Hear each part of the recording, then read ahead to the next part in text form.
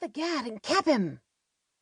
Anger, fear, revulsion, all swept through her like a gust of a hot Santa Ana wind. Tess instantly assessed what was happening. The black boots and dark wool uniform pants told her Barnes was on the ground. "Police! Get away from him!" She rushed headlong toward the group, gun raised. In a flood of cursing, the three standing figures bolted and ran, footfalls echoing in the alley. The fourth, a hoodie partially obscuring his face, looked her way but didn't stop what he was doing. He was trying to wrench the gun from Barnes's holster. Was Barnes dead? The question burned through Tess, hot and frightening. "Move away! Move away now!" Tess advanced and was ignored. Sirens sounded loud and Tess knew help was close, but the next instant changed everything.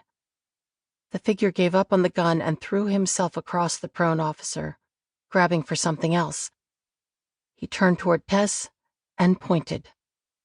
She fired. Chapter 2. "Ow," Tilly murmured through chapped lips as her knee scraped cold asphalt. Then the shivers started. She tried adjusting what she'd wrapped herself with, but that much movement brought the pounding in her head. Ugh.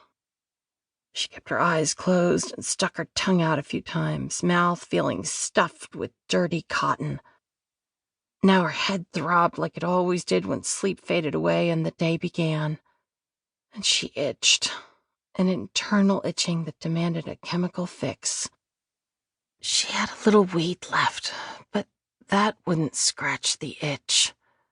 She needed something stronger to face the day. Her eyebrows scrunched together tight as an internal conversation began about where she would go, who she could count on to help. The list of people willing to help grew shorter every day. The voices made her focus, made her realize it must be later than she thought and she should have already been gone. Shifting position as cautiously as she could, she opened her eyes, squinting as bright vehicle lights hit like pinpricks. 3 men. 2 were tall. For the third, she could only see a shadow of a short, thick body. Could they see her? Fear slapped and then dissipated. She was safe. It was still somewhat dark, and the men talking were illuminated only by the taillights of 2 vehicles. They weren't just talking. They were arguing. "You're all in, whether you want to be or not," said the short man. "Hang on a second. This was supposed to be voluntary. Free to stop at any time." There was something in this man's voice she recognized. "It's too profitable now. You can't quit. You want us to keep your secret? You keep ours and help us when we need it." 2 tall men had their backs to her. The shorter man stayed in the shadows. They were so focused on each other that she relaxed a tad. She was tucked in a corner behind a dumpster. The smell of putrid decay and rotting garbage, so familiar to Tilly that she was nearly oblivious to it.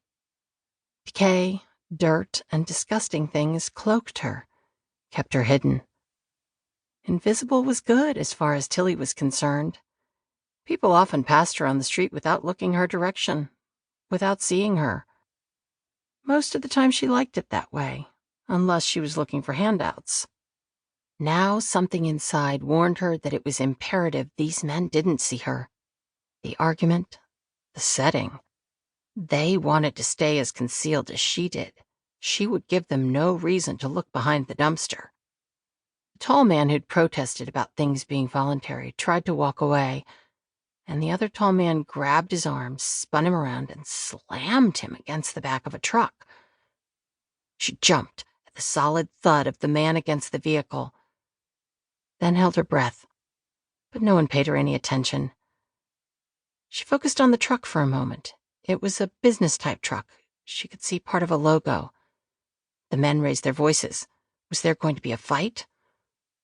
All right, the man whose voice she recognized said tersely as he shoved the other man away. "You'll win. Just give me what I need and I'll quit."